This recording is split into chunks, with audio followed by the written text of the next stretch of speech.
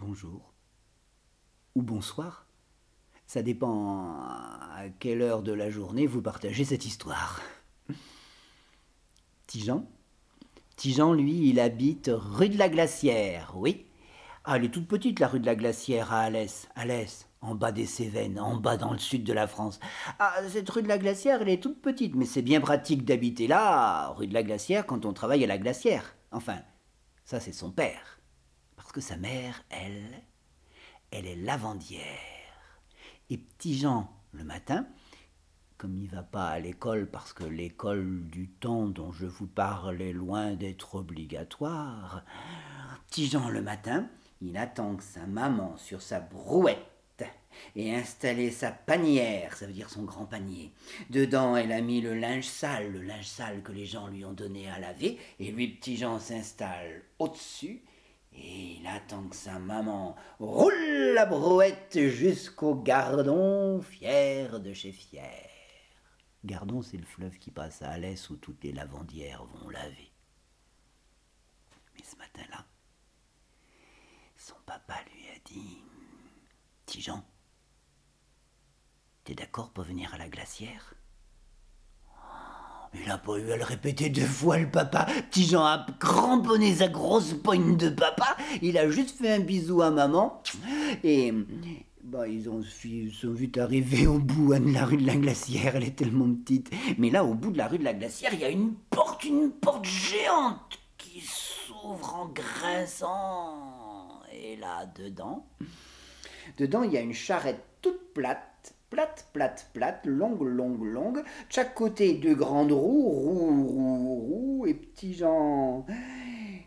Son papa l'a installé juste au milieu. Quand les gars sont arrivés pour travailler, qu'ils ont vu petit Jean là, ils ont dit « Ah, petit Jean, dis donc, maintenant t'es grand, tu viens avec nous !» Ils ont installé les 2 gros chevaux devant. Ben oui, pour tirer la charrette, Pardine. 2 gros chevaux, avec des fesses de gros chevaux juste devant la tête de petit Jean et roule brinque-balle tribouille dans les rues en passant sur le pont. En bas dans le Gardon, il était fier, petit Jean, de dire bonjour à sa maman lavandière.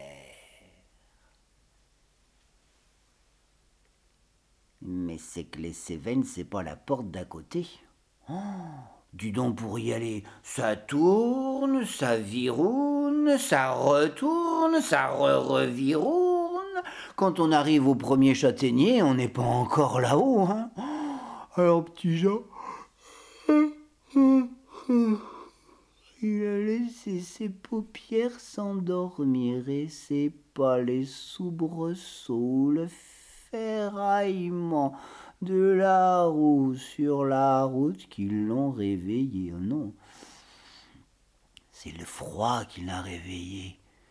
Oh, le jour venait juste de se coucher, la nuit venait juste de mettre son bonnet de nuit, il faisait froid, il n'y avait plus de châtaignier, on était bien plus haut. On y était, regarde-la par terre. Ah non, a dit le père, ah non, père c'est un expert. Oh non, pas celle-là, elle est bien trop jeune, elle va fondre tout de suite. Non, pas celle-là. Mais non, pas celle-là non plus, celle-là, elle est trop vieille. Elle est trop dure, on va casser nos pelles. Non, faut marcher encore, les gars. Allez, encore un peu d'effort et on l'a trouvée là, juste là, regardez celle-là. Alors là, les gars ont pris leur pelle et pelle que je te pelle, pelle que je te pelle, pelleté après pelleté. Ah, ils ont mis le cœur à l'ouvrage, fallait aller vite, dis donc, pour la remplir. Là. Petit Jean, lui, son rôle, c'était de tasser cette neige. Ah oui, j'avais oublié de vous dire, c'est de la neige qu'ils sont venus chercher. Tasser cette neige, tasser pour pouvoir en mettre encore plus par-dessus et lui continuer à tasser jusqu'au moment où il faut s'arrêter.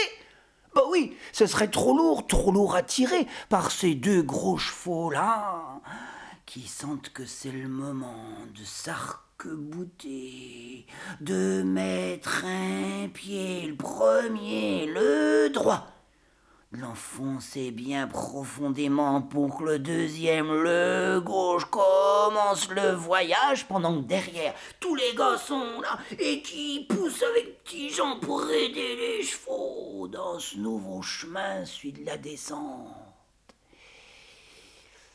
Une journée pour monter, 3 bonnes heures de nuit pour charger.